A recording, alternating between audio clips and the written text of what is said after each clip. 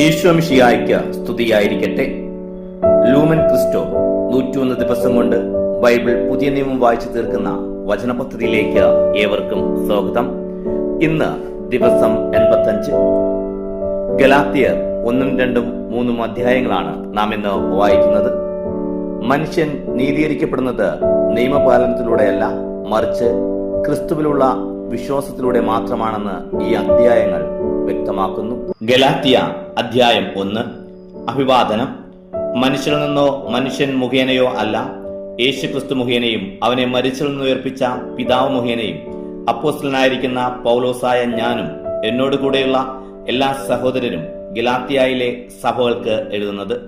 നമ്മുടെ പിതാവായ ദൈവത്തിൽ നിന്നും കർത്താവായ യേശുക്രിസ്തുവിൽ നിന്നും നിങ്ങൾക്ക് കൃപയും സമാധാനവും. തിന്മ നിറഞ്ഞ ഈ യുഗത്തിൽ നിന്ന് നമ്മെ മോചിപ്പിക്കേണ്ടതിന് നമ്മുടെ പിതാവായ ദൈവത്തിന്റെ അഭീഷ്ടമനുസരിച്ച് നമ്മുടെ പാവങ്ങൾക്ക് വേണ്ടി അവൻ തന്നെ ബലിയർപ്പിച്ചു. ദൈവത്തിന് എന്നേക്കും മഹത്വമുണ്ടായിരിക്കട്ടെ. ആമേൻ. മറ്റൊരു സുവിശേഷമില്ല. ക്രിസ്തുവിന്റെ കൃപയിൽ നിങ്ങളെ വിളിച്ചവന് നിങ്ങൾ ഇത്ര പെട്ടെന്ന് ഉപേക്ഷിക്കുകയും വ്യത്യസ്തമായ ഒരു സുവിശേഷത്തിലേക്ക് തിരിയുകയും ചെയ്യുന്നതിൽ എനിക്ക് ആശ്ചര്യം തോന്നുന്നു. വാസ്തവത്തിൽ മറ്റൊരു സുവിശേഷമില്ല. എന്നാൽ നിങ്ങളെ ഉപദ്രവിക്കാനും ക്രിസ്തുവിന്റെ സുവിശേഷത്തെ ദുഷിപ്പിക്കാനും ആഗ്രഹിക്കുന്ന കുറെ ആളുകളുണ്ട്. ഞങ്ങൾ നിങ്ങളോട് പ്രസംഗിച്ചതിൽ നിന്നും വ്യത്യസ്തമായ ഒരു സുവിശേഷം ഞങ്ങൾ തന്നെയോ സ്വർഗത്തു നിന്ന് ഒരു ദൂതൻ തന്നെയോ നിങ്ങളോട് പ്രസംഗിച്ചാൽ അവൻ ശപിക്കപ്പെട്ടവനാകട്ടെ. ഞങ്ങൾ നേരത്തെ നിങ്ങളോട് പറഞ്ഞ പ്രകാരം തന്നെ ഇപ്പോഴും ഞാൻ പറയുന്നു. നിങ്ങൾ സ്വീകരിച്ച സുവിശേഷമല്ലാതെ മറ്റൊന്ന് ആരെങ്കിലും നിങ്ങളോട് പ്രസംഗിച്ചാൽ അവൻ ശപിക്കപ്പെട്ടവനാകട്ടെ. ഞാൻ ഇപ്പോൾ മനുഷ്യരുടെ പ്രീതിയാണോ അന്വേഷിക്കുന്നത്, അതാ ദൈവത്തിൻ്റെതാണോ? അഥവാ മനുഷ്യരെ പ്രസാദിപ്പിക്കാൻ ഞാൻ യത്നിക്കുകയാണോ? ഞാൻ ഇപ്പോഴും മനുഷ്യരെ പ്രസാദിപ്പിക്കുന്നവനായിരുന്നെങ്കിൽ ക്രിസ്തുവിന്റെ ദാസനാവുകയില്ലായിരുന്നു. അപ്പോസ്തലനാകാനുള്ള വിളി. സഹോദരരെ, ഞാൻ പ്രസംഗിച്ച സുവിശേഷം മാനുഷികമല്ല എന്ന് ഞാൻ അറിയിക്കുന്നു. എന്തെന്നാൽ മനുഷ്യനിൽ നിന്നല്ല ഞാൻ അത് സ്വീകരിച്ചത്, ആരും അതെന്നെ പഠിപ്പിച്ചതുമില്ല. യേശുക്രിസ്തുവിന്റെ വെളിപാടിലൂടെയാണ് അതെനിക്ക് ലഭിച്ചത്. മുമ്പ് യഹൂദമതത്തിൽ ആയിരുന്നപ്പോഴത്തെ എന്റെ ജീവിതത്തെപ്പറ്റി നിങ്ങൾ കേട്ടിട്ടുണ്ടല്ലോ. ഞാൻ ദൈവത്തിന്റെ സഭയെ കഠിനമായി പീഡിപ്പിക്കുകയും അതിനെ ഉന്മൂലനം ചെയ്യാൻ പരിശ്രമിക്കുകയും ചെയ്തിരുന്നു. എന്റെ വംശത്തിൽപ്പെട്ട സമപ്രായക്കാരായ അനേകരെക്കാൾ യഹൂദമത കാര്യങ്ങളിൽ ഞാൻ മുൻപന്തിയിലായിരുന്നു. എന്റെ പിതാക്കന്മാരുടെ പാരമ്പര്യങ്ങളിൽ അത്യധികം തീഷ്ണമതിയായിരുന്നു.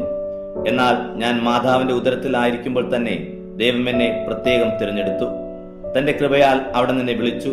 അത് അവിടത്തെ പുത്രനെപ്പറ്റി വിജാതിയരുടെ ഇടയിൽ പ്രസംഗിക്കാൻ അവനെ എനിക്ക് വെളിപ്പെടുത്തി തരേണ്ടതിനായിരുന്നു. ഞാൻ ഒരു മനുഷ്യന്റെയും ഉപദേശം തേടാനെന്നില്ല. എനിക്ക് മുമ്പേ അപ്പോസ്തലന്മാരായവരെ കാണാൻ ഞാൻ ജെറുസലേമിലേക്ക് പോയതുമില്ല. മറിച്ച് ഞാൻ അറേബ്യയിലേക്ക് പോവുകയും ദമാസ്കസിലേക്ക് തിരിച്ചു വരികയും ചെയ്തു. 3 വർഷത്തിനു ശേഷം കേപ്പായെ കാണാൻ ഞാൻ ജെറുസലേമിലേക്ക് പോയി. അവനോടൊത്ത് 15 ദിവസം താമസിക്കുകയും ചെയ്തു. കർത്താവിന്റെ സഹോദരനായ യാക്കോബനല്ലാതെ അപ്പോസ്തലന്മാരിൽ മറ്റാരെയും ഞാൻ കണ്ടില്ല. ഞാൻ നിങ്ങൾക്ക് എഴുതുന്ന ഇക്കാര്യങ്ങൾ വ്യാജമല്ല എന്നതിന് ദൈവം സാക്ഷി. തുടർന്ന് ഞാൻ സിറിയ, കിലിക്യ എന്നീ പ്രദേശങ്ങളിലേക്ക് പോയി. യൂദായിലുള്ള ക്രിസ്തുവിന്റെ സഭകൾ അപ്പോഴും എന്നെ നേരിട്ട് അറിഞ്ഞിരുന്നില്ല. ഒരിക്കൽ നമ്മെ പീഡിപ്പിച്ചിരുന്നവർ താൻ ഉന്മൂലനം ചെയ്യാൻ ശ്രമിച്ച വിശ്വാസം ഇപ്പോൾ പ്രസംഗിക്കുന്നു എന്ന് മാത്രം അവർ കേട്ടിരുന്നു. എന്നെ പ്രതി അവർ ദൈവത്തെ മഹത്വപ്പെടുത്തി. ഗലാത്യ അധ്യായം 2. പൗലോസിന് അംഗീകാരം. പിന്നീട് 14 വർഷത്തിനു ശേഷം ബാർണബാസിനോടുകൂടെ ഞാൻ വീണ്ടും ജെറുസലേമിലേക്ക് പോയി. തീത്തോസിനെയും കൂടെ കൊണ്ടുപോയിരുന്നു. ഒരു വെളിപാടനുസരിച്ചാണ് ഞാൻ പോയത്. അവിടത്തെ പ്രധാനികളുടെ മുൻപിൽ ഞാൻ വിജാതിരുടെ ഇടയിൽ പ്രസംഗിക്കുന്ന സുവിശേഷം സ്വകാര്യമായി അവതരിപ്പിച്ചു. ഇത് ഞാൻ ഓടിയതും വ്യർത്ഥമാകാതിരിക്കാൻ വേണ്ടിയായിരുന്നു. എന്നോട് കൂടെ ഉണ്ടായിരുന്ന തീത്തോസ് ഒരു ഗ്രീക്കുകാരനായിരുന്നിട്ടും പരിച്ഛേദനത്തിന് നിർബന്ധിക്കപ്പെട്ടിട്ടില്ല. എന്നാൽ യേശുക്രിസ്തുവിലുള്ള ഞങ്ങളുടെ സ്വാതന്ത്ര്യത്തെ ചൂഷണം ചെയ്ത് ഞങ്ങളെ അടിമത്തത്തിൽ കൊണ്ടുചെന്നെത്തിക്കുന്നതിന് വ്യാജ സഹോദരന്മാർ രഹസ്യത്തിൽ കടന്നുകൂടി. അവർക്ക് ഞങ്ങൾ നിമിഷ നേരത്തേക്ക് പോലും വശപ്പെട്ടില്ല. അത് സുവിശേഷത്തിന്റെ സത്യം നിങ്ങൾക്കായി നിലനിർത്തേണ്ടതിനാണ്. തങ്ങൾ എന്തോ ആണെന്ന് ഭാവിക്കുന്ന അവരിൽ നിന്ന് എനിക്ക് കൂടുതലായി ഒന്നും ലഭിച്ചില്ല. അവർ എന്താണെന്ന് ഞാൻ ഗവനിക്കുന്നേയില്ല. ദൈവം മുഖം നോക്കുന്നവനല്ലല്ലോ. പരിച്ഛേദർക്കുള്ള സുവിശേഷം പത്രോസിനെന്നതുപോലെ അപരിചിതർക്കുള്ള സുവിശേഷം എനിക്ക് ഏൽപ്പിക്കപ്പെട്ടിരിക്കുന്നു എന്ന് അവർ മനസ്സിലാക്കി. എന്തെന്നാൽ പരിച്ഛേദർക്കുള്ള പ്രേഷിതത്വം പത്രോസിലൂടെ നിറവേറ്റുന്നവൻ തന്നെ വിജാതിയർക്ക് വേണ്ടി എന്നിലൂടെ പ്രവർത്തിക്കുന്നു. നേതൃസ്തംഭങ്ങളായി ഗണിക്കപ്പെട്ടിരുന്ന യാക്കോബും കേപ്പായും യോഹന്നാനും ദൈവത്തിന്റെ കൃപ എനിക്ക് ലഭിച്ചിരിക്കുന്നുവെന്ന് കണ്ട് തങ്ങളുടെ കൂട്ടായ്മയുടെ വലത്തുകരം എനിക്ക് ബാർന്നബാസിനും നീട്ടിത്തന്നു. അങ്ങനെ വിജാതിയുടെ അടുത്തേക്ക് ഞങ്ങളും പരിച്ഛേദരുടെ അടുത്തേക്ക് അവരും പോകാൻ തീരുമാനമായി. പാവങ്ങളെപ്പറ്റി ചിന്ത വേണം എന്ന് മാത്രമേ ഞങ്ങളോട് അവർ ആവശ്യപ്പെട്ടിട്ടുള്ളൂ. അതുതന്നെയാണ് എന്റെ തീവ്രമായ താല്പര്യം. അഭിപ്രായ ഭിന്നത. എന്നാൽ കേപ്പ അന്ത്യോക്യയിൽ വന്നപ്പോൾ അവനിൽ കുറ്റം കണ്ടതുകൊണ്ട് ഞാൻ അവനെ മുഖത്തു നോക്കി എതിർത്തു. യാക്കോബിന്റെ അടുത്തു നിന്ന് ചിലർ വരുന്നത് വരെ അവൻ വിജാതിയോടൊപ്പം ഇരുന്ന് ഭക്ഷിച്ചിരുന്നു.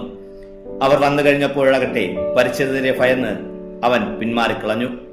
അവനോടൊത്ത് ബാക്കി യഹൂദന്മാരും കപടമായി പെരുമാറി. അവരുടെ കാപട്യത്താൽ ബാർന്നബാസ് പോലും വഴിതെറ്റിക്കപ്പെട്ടു. അവരുടെ പെരുമാറ്റം സുവിശേഷ സത്യവുമായി പൊരുത്തപ്പെടുന്നില്ലെന്ന് കണ്ടപ്പോൾ എല്ലാവരുടെയും മുൻപിൽ വെച്ച് ഞാൻ കേപ്പയോട് പറഞ്ഞു, യഹൂദനായ നീ യഹൂദനെ പോലെയല്ല വിജാതിനെ പോലെയാണ് ജീവിക്കുന്നതെങ്കിൽ യഹൂദരെ പോലെ ജീവിക്കാൻ വിജാതിയരെ പ്രേരിപ്പിക്കുന്നതിന് നിനക്ക് എങ്ങനെ സാധിക്കും? വിശ്വാസത്തിലൂടെ നീതീകരണം. നാം തന്നെ യഹൂദരായി ജനിച്ചവരാണ്, വിജാതിയരിലെ പാപികളായിട്ടല്ല. എന്നിരിക്കലും നിയമത്തിന്റെ അനുഷ്ഠാനത്തിലൂടെയല്ല, യേശു ക്രിസ്തുവിലുള്ള വിശ്വാസത്തിലൂടെയാണ് ഒരുവൻ നീതീകരിക്കപ്പെടുന്നതെന്ന് നമുക്കറിയാം. നിയമാനുഷ്ഠാനം വഴിയല്ല, ക്രിസ്തുവിലുള്ള വിശ്വാസം വഴി നീതിവൽക്കരിക്കപ്പെടേണ്ടതിന് നാം തന്നെയും യേശു ക്രിസ്തുവിൽ വിശ്വസിച്ചത്. എന്തെന്നാൽ നിയമാനുഷ്ഠാനം വഴി ഒരുവനും നീതീകരിക്കപ്പെടുകയില്ല. എന്നാൽ ക്രിസ്തുവിൽ നീതീകരിക്കപ്പെടാനുള്ള പരിശ്രമത്തിൽ തന്നെ നമ്മൾ പാപികളായി കാണപ്പെട്ടുവെങ്കിൽ ക്രിസ്തു പാപത്തിന്റെ ശുശ്രൂഷകനാണോ? തീർച്ചയായും അല്ല. ഞാൻ നശിപ്പിച്ചവ ഞാൻ തന്നെ വീണ്ടും പണിതുയർത്തുന്നുവെങ്കിൽ ഞാൻ അതിക്രമം കാണിക്കുകയാണ്.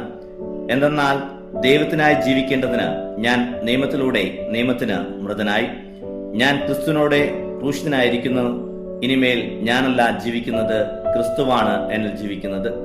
എന്റെ ഇപ്പോഴത്തെ ഐഹിക ജീവിതം എന്നെ സ്നേഹിക്കുകയും എനിക്ക് വേണ്ടി തന്നെ ബലിയർപ്പിക്കുകയും ചെയ്ത ദൈവപുത്രനിൽ വിശ്വസിച്ചുകൊണ്ടുള്ള ജീവിതമാണ്. ദൈവത്തിന്റെ കൃപ ഞാൻ നിരാകരിക്കുന്നില്ല. നിയമത്തിലൂടെയാണ് നീതി കൈവരിക്കുന്നതെങ്കിൽ ക്രിസ്തുവിന്റെ മരണത്തിന് നീതി കാരണമൊന്നുമല്ല. ഗലാത്യ അധ്യായം 3. നിയമമോ വിശ്വാസമോ? ഭോഷന്മാരായ ഗലാത്യക്കാരെ, യേശുക്രിസ്തു നിങ്ങളുടെ കൺമുൻപിൽ ക്രൂശിതനായി ചിത്രീകരിക്കപ്പെട്ടിരിക്കെ നിങ്ങളെ ആരാണ് ആഭിചാരം ചെയ്തത്? ഇത് മാത്രം നിങ്ങളിൽ നിന്നറിയാൻ ഞാൻ ആഗ്രഹിക്കുന്നു.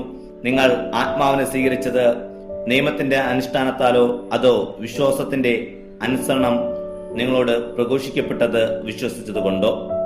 ആത്മാവിൽ ആരംഭിച്ചിട്ട് ഇപ്പോൾ ശരീരത്തിൽ അവസാനിപ്പിക്കാനുവാൻ മാത്രം ഭോഷന്മാരാണോ നിങ്ങൾ? നിങ്ങൾ സഹിച്ചവ എത്രയും വ്യർത്ഥമായിരുന്നുവോ? തീർത്തും വ്യർത്ഥം. നിങ്ങൾക്ക് ആത്മാവിനെ നൽകുകയും നിങ്ങളുടെ ഇടയിൽ അത്ഭുതങ്ങൾ പ്രവർത്തിക്കുകയും ചെയ്യുന്നവൻ അങ്ങനെ ചെയ്യുന്നത് നിങ്ങളുടെ നിയമാനുഷ്ഠാനം നിമിത്തമോ അതോ നിങ്ങളോട് പ്രഘോഷിക്കപ്പെട്ടത് വിശ്വസിച്ചതുകൊണ്ടോ? അബ്രഹാം തന്നെയും ദൈവത്തെ വിശ്വസിച്ചു, അത് അവന് നീതിയായി പരിഗണിക്കപ്പെട്ടു. അതിനാൽ വിശ്വാസമുള്ളവരാണ് അബ്രഹാത്തിന്റെ മക്കളെന്ന് നിങ്ങൾ മനസ്സിലാക്കണം. വിജാതിയരെ വിശ്വാസം വഴി ദൈവം നീതീകരിക്കുമെന്ന് മുൻകൂട്ടി കണ്ടുകൊണ്ട് വിശുദ്ധ ഗ്രന്ഥം നിന്നിൽ ജനതകളെല്ലാം അനുഗ്രഹീതരാകും എന്ന സദ്വാർത്ത നേരത്തെ തന്നെ അബ്രഹാത്തെ അറിയിച്ചിട്ടുണ്ട്. ആകയാൽ വിശ്വാസമുള്ളവർ വിശ്വാസിയായ അബ്രഹാത്തോടൊത്ത് അനുഗ്രഹം പ്രാപിക്കുന്നു. നിയമാനുഷ്ഠാനത്തിൽ ആശ്രയമർപ്പിക്കുന്ന എല്ലാവരും ശാപത്തിന് വിധേയരാണ്. എന്നാൽ ഇപ്രകാരം എഴുതപ്പെട്ടിരിക്കുന്നു, നിയമഗ്രന്ഥത്തിൽ എഴുതപ്പെട്ടിരിക്കുന്നതെല്ലാം അനുസരിക്കാതെയും പ്രവർത്തിക്കാതെയും ഇരിക്കുന്നവൻ ശപിക്കപ്പെട്ടവനാണ്. ഒരുവനും ദൈവസന്നിധിയിൽ നിയമം വഴി നീതീകരിക്കപ്പെടുന്നില്ല എന്ന് വ്യക്തമാണ്. എന്തെന്നാൽ നീതിമാൻ വിശ്വാസം വഴിയാണ് ജീവിക്കുക. നിയമത്തിന്റെ അടിസ്ഥാനം വിശ്വാസമല്ല. എന്തെന്നാൽ അവ അനുഷ്ഠിക്കുന്നവൻ അവ വഴി ജീവിക്കും. ക്രിസ്തു നമ്മെ പ്രതി ശപിക്കപ്പെട്ടവനായി തീർന്നുകൊണ്ട് നിയമത്തിന്റെ ശാപത്തിൽ നിന്ന് നമ്മെ രക്ഷിച്ചു. എന്തെന്നാൽ മരത്തിൽ തൂക്കപ്പെടുന്നവൻ ശപിക്കപ്പെട്ടവനാണ് എന്ന് എഴുതിയിരിക്കുന്നു. അബ്രഹാത്തിന് ലഭിച്ച അനുഗ്രഹം യേശുക്രിസ്തു വഴി വിജാതിരിലേക്കും വ്യാപിക്കേണ്ടതിനും ആത്മാവിന്റെ വാഗ്ദാനം വിശ്വാസം വഴി നമ്മൾ പ്രാപിക്കേണ്ടതിനുമാണ് ഇപ്രകാരം സംഭവിച്ചത്. നിയമവും വാഗ്ദാനവും. സഹോദരരെ, മനുഷ്യസാധാരണമായ ഒരു ഉദാഹരണം പറഞ്ഞാൽ, ഒരുവന്റെ ഉടമ്പടി ഒരിക്കൽ സ്ഥിരീകരിച്ചതിന് ശേഷം ആരും അത് അസാധുവാക്കുകയോ അതിലെന്തെങ്കിലും കൂട്ടിച്ചേർക്കുകയോ ചെയ്യാറില്ല. വാഗ്ദാനങ്ങൾ ലഭിച്ചത് അബ്രഹാത്തിനും അവന്റെ സന്തതിക്കുമായിട്ടാണ്. പലരെ ഉദ്ദേശിച്ച് സന്തതികൾക്ക് എന്ന് അതിൽ പറഞ്ഞിട്ടില്ല. പ്രത്യുത ഒരുവനെ ഉദ്ദേശിച്ച് നിന്റെ സന്തതിക്ക് എന്നാണ് പറഞ്ഞിരിക്കുന്നത്. അത് ക്രിസ്തുവിനെ ഉദ്ദേശിച്ചാണ്. ഞാൻ പറയുന്നത് ഇതാണ്: 430 വർഷങ്ങൾ ശേഷം നിലവിൽ വന്ന നിയമം ദൈവം പണ്ട് തന്നെ സ്ഥിരീകരിച്ച ഉടമ്പടിയെ, വാഗ്ദാനത്തെ നീക്കിക്കളയത്തക്ക വിധം അസാധുവാക്കിയില്ല. എന്തെന്നാൽ പാരമ്പര്യാവകാശം നിയമത്തിൽ നിന്നാണ് ലഭിക്കുന്നതെങ്കിൽ അതൊരിക്കലും വാഗ്ദാനത്തിൽ നിന്നായിരിക്കുകയില്ല. എന്നാൽ ദൈവം അബ്രഹാത്തിന് അത് നൽകിയത് വാഗ്ദാനം വഴിയാണ്. പിന്നെന്തിനാണ് നിയമം? വാഗ്ദാനം സിദ്ധിച്ചവന് സന്തതി ലഭിക്കുന്നതുവരെ പാപങ്ങൾ നിമിത്തം നിയമം നൽകപ്പെട്ടു.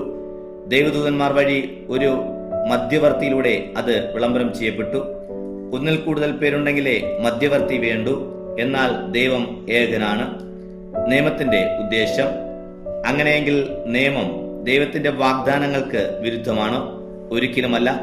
എന്തെന്നാൽ ജീവദായകമായ ഒരു നിയമം നിലവിലുണ്ടായിരുന്നെങ്കിൽ നീതി തീർച്ചയായും ആ നിയമം വഴി ഉണ്ടാകുമായിരുന്നു. എന്നാൽ യേശുക്രിസ്തുള്ള വിശ്വാസം വഴി വിശ്വാസികൾ വാഗ്ദാനം പ്രാപിക്കേണ്ടതിന് എല്ലാവരും പാപത്തിന് അധീനനാണെന്ന് വിശുദ്ധ ഗ്രന്ഥം പ്രഖ്യാപിച്ചു. വിശ്വാസം ആവിർഭവിക്കുന്നതിന് മുമ്പ് നമ്മൾ നിയമത്തിന്റെ കാവലായിരുന്നു.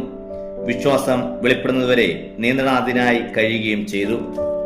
തന്നിമിത്തം നമ്മൾ വിശ്വാസത്താൽ നീതീകരിക്കപ്പെടേണ്ടതിന് ക്രിസ്തുവിന്റെ ആഗമനം വരെ നിയമം നമ്മുടെ പാലകരായിരുന്നു. ഇപ്പോഴാകട്ടെ വിശ്വാസം സമാഗതമായ നിലയ്ക്ക് നമ്മൾ പാലകന് അധീനരല്ല. പുത്രത്വവും അവകാശവും. യേശുക്രിസ്തുവിലുള്ള വിശ്വാസം വഴി നിങ്ങളെല്ലാവരും ദൈവപുത്രന്മാരാണ്. ക്രിസ്തുവിനോട് ഐക്യപ്പെടാൻ വേണ്ടി സ്നാനം സ്വീകരിച്ചിരിക്കുന്ന നിങ്ങളെല്ലാവരും ക്രിസ്തുവിനെ ധരിച്ചിരിക്കുന്നു. യഹൂദനെന്നോ ഗ്രീക്കാരനെന്നോ അടിമയെന്നോ സ്വതന്ത്രനെന്നോ പുരുഷനെന്നോ സ്ത്രീയെന്നോ വ്യത്യാസമില്ല. നിങ്ങളെല്ലാവരും യേശുക്രിസ്തുവിൽ ഒന്നാണ്. നിങ്ങൾ ക്രിസ്തുവിൽ നിന്നുള്ളവരാണെങ്കിൽ അബ്രാഹത്തിന്റെ സന്തതികളാണ്, വാഗ്ദാനമനുസരിച്ചുള്ള അവകാശികളുമാണ്. ഇന്നത്തെ വായന ഇവിടെ അവസാനിക്കുമ്പോൾ നിയമത്തിന് അടിമപ്പെടാതെ ക്രിസ്തുവിലൂടെ ലഭിച്ച കൃപയിലും സ്വാതന്ത്ര്യത്തിലും ഉറച്ചു നിൽക്കുക. നാം എല്ലാവരും വിശ്വാസത്തിൽ ഉറച്ചു നിൽക്കുക. ദൈവത്തിന് മഹത്വം.